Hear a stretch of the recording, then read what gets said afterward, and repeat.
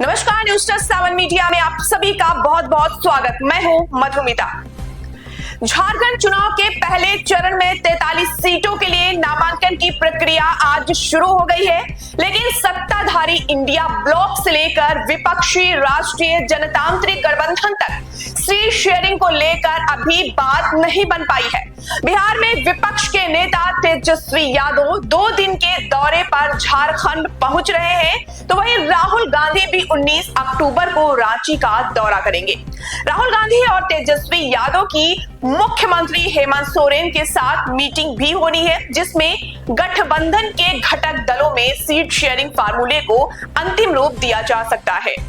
3 दलों के 3 शीर्ष नेताओं की बैठक से पहले अब सीट शेयरिंग का संभावित फार्मूला सामने आया है।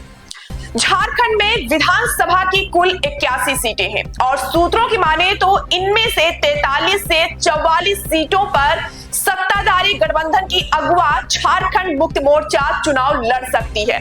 झारखंड चुनाव में जेएमएम यानी झारखंड मुक्ति मोर्चा हमेशा बड़े भाई की भूमिका में होती है। कांग्रेस को इस गठबंधन में 28 सीटें मिल सकती हैं। लालू यादव की अगुवाई वाली राष्ट्रीय जनता दल आरजेडी को 5 से 6, लेफ्ट को 4 सीटें दिए जाने की बात कही जा रही है। सूत्रों का कहना है कि आरजेडी को एडजस्ट करने के लिए कांग्रेस लेफ्ट के लिए जेएमएम को सीटें छोड़नी होंगी। सीट शेयरिंग फार्मूले को 1-2 दिन में अंतिम रूप दे दिया जाएगा।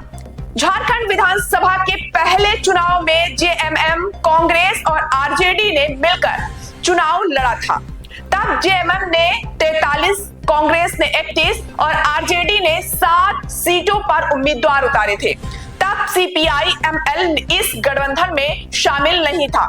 सीपीआई-एमएल को 2019 के झारखंड चुनाव के बाद हेमंत सोरेन की पार्टी के साथ लिया था।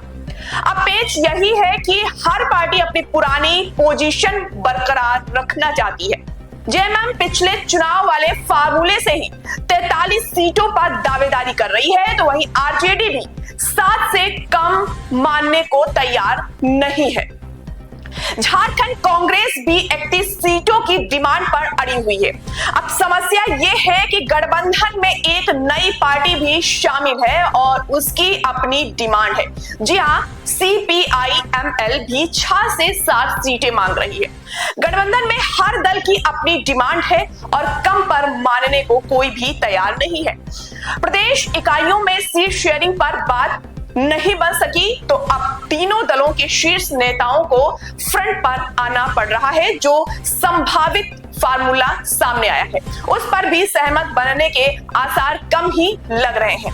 ऐसा इसलिए क्योंकि जेएमएम ने ही सीपीआई-एमएल को गठबंधन में लेने का फैसला लिया था और वही चाह रही है कि नए सहयोगी को कांग्रेस और आरजेडी की सीटें कम करके एडजस्ट कर दिया जाए।